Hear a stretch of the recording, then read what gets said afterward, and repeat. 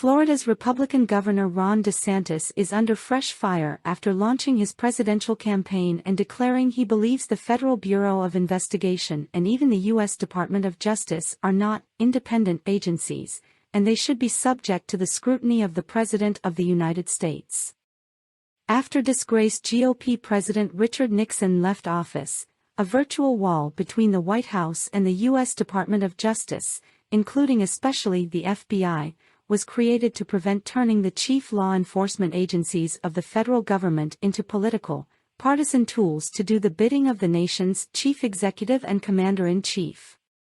Days after the November 2016 election, the Los Angeles Times reported on the revelation that President-elect Donald Trump does not intend to seek a new investigation into Hillary Clinton, calling it startling, but not only because it seemed to reverse a campaign pledge.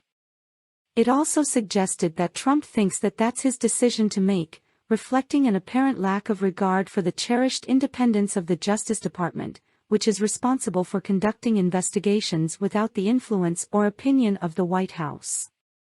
Long-standing protocol dictates that the FBI and Justice Department operate free of political influence or meddling from the White House, the Times explained.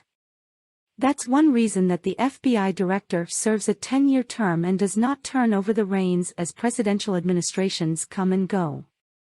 It also means that presidents are not supposed to supervise, initiate or stop law enforcement investigations. As president, Donald Trump and his attorneys general would immediately obliterate those protocols, with the then-president literally directing his AGs to acquiesce to his demands, and he would do so publicly, via Twitter. Under President Joe Biden, that wall was quickly rebuilt, with Attorney General Merrick Garland issuing a directive restricting Justice Department contact with the White House as a firewall against potential political interference, as USA Today reported in July of 2021.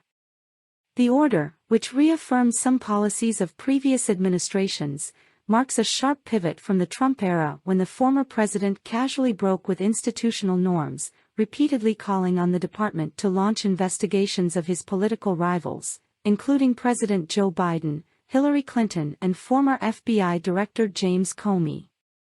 And now, Governor Ron DeSantis wants to not just rescind that order. If he wins the White House, he apparently wants to direct the activities of DOJ and FBI. In a little-noticed portion of his rare Fox News interview Wednesday, DeSantis told former U.S. Congressman Trey Gowdy, who once was the chairman of the House Oversight Committee and thus should know better, of his apparent plans to remake the DOJ and the FBI. "I would not keep Chris Wray as director of the FBI. There'd be a new one on day one. I think that's very important," DeSantis declared, as the right-wing National Review reported. DeSantis is ignoring the fact that Congress has mandated FBI directors be appointed for a full 10-year term, while allowing presidents to remove them, generally for cause. Under the Constitution, the National Constitution Center wrote in March of 2017, less than 2 months into Trump's term, the FBI director is an executive branch official and can be removed if needed. But only in one instance since 1908, after the FBI and its predecessor agency were formed, has a president removed an FBI director from office.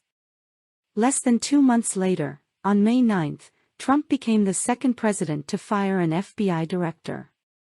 Trump terminated Jim Comey by falsely claiming it was over how he handled the investigation into Hillary Clinton's emails, by announcing to Congress he was revisiting it after obtaining a laptop that had some of her emails. Many, including 538's Nate Silver, and Comey himself, believe that move likely handed Trump the election. Now DeSantis, literally on the first day of his presidential campaign, is vowing to become the third president in history to fire an FBI director. "I think the DOJ and FBI have lost their way," DeSantis continued in his Fox News interview. "I think that they've been weaponized against Americans who think like me and you, and I think they've become very partisan. Part of the reason that's happened, Trey, is because Republican presidents have accepted the canard that the DOJ and FBI are independent. They are not independent agencies. They are part of the executive branch.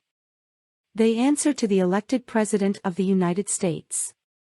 Semaphores David Weigel, pointing to the nascent GOP presidential candidate's remarks, writes via Twitter, DeSantis's answer to Fox on why he'd fire Chris Wray equals great example of how a norm fades away.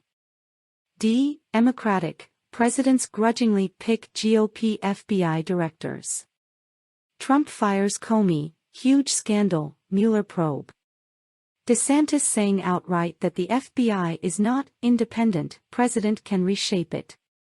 Pete Strzok is a former deputy assistant director of the FBI's counterintelligence division. He led the investigation into Russian interference in the 2016 United States elections and earlier, as chief of the FBI's counterespionage section, led the investigation into Hillary Clinton's use of a personal email server. After being viciously targeted repeatedly by Donald Trump, Strzok was fired. He is suing for wrongful termination. On Friday he responded to DeSantis' remarks and Weigel's tweet. All presidents pick GOP FBI directors. There has never been a Democrat FBI director. Ever, Strzok tweeted. He added he agrees with national security and civil liberties journalist Marcy Wheeler, and says, this isn't some norm fading away. This is a sudden assault on a generations-long norm by one man and those who support him, or seek the support of his base. In October of 2017, nearly 1 year after Trump was elected president, NPR published a report, Breaching the Wall, Is the White House Encroaching on DOJ Independence? It includes remarks from several Democrats, weighing in on how Trump had been reshaping the White House's relationship with DOJ and the FBI. At the time, despite his extreme actions, Democrats generally pointed to a perception problem, not the legal crisis it would become. Obama Attorney General Eric Holder, however, was more forceful. There has to be a wall between DOJ and the White House, Holder told NPR. History has shown us that when that wall is too low, that's when Justice Departments get in trouble.